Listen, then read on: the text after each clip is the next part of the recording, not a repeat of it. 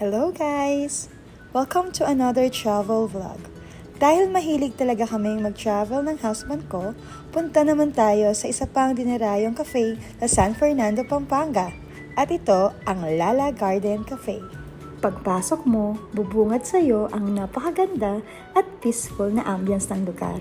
Ito ang largest garden cafe na makikita mo sa Pampanga. Highlights ang mini bridge at fountain na makikita sa gitna. Meron din silang modern interior design na may nature-inspired na talagang nakaka-relax para sa mga taong pumupunta dito.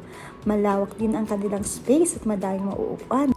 At ito na nga, hahanap po na kami ng pwesto na uupuan namin at napag-decide namin na kami ay umakyat sa second floor at then maghanap ng aming pwesto para mas makita namin ng buo ang kagandahan ng cafe na ito. Naghahanap na rin kami dyan kung saan ang pwesto na pagpipicturean namin mamaya dahil sa lawak ng lugar. Ang dami talagang space, ang daming lugar na kung saan pwede kang magpicture.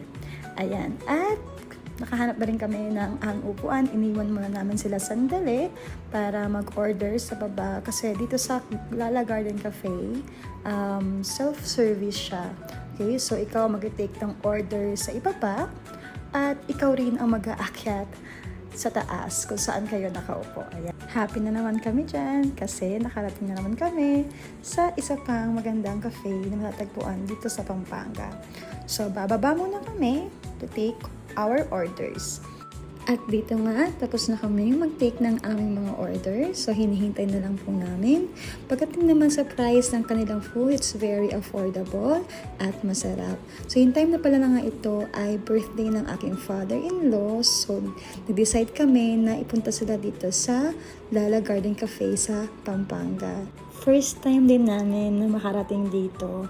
Kaya, pagdating sa place, very recommendable again. Ayan, sabi ng asawa ko, tumayo daw ako dyan.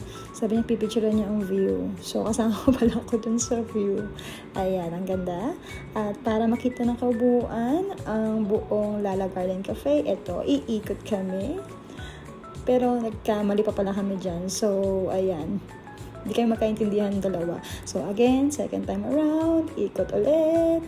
Ayan, sa likod. Ikot pa. Diyan naman sa gilid. At okay, mayroon pang sumama. At sa likod ang counter. Ayan, andyan kayo take ng orders. Ayan, that's all for this vlog. Bye!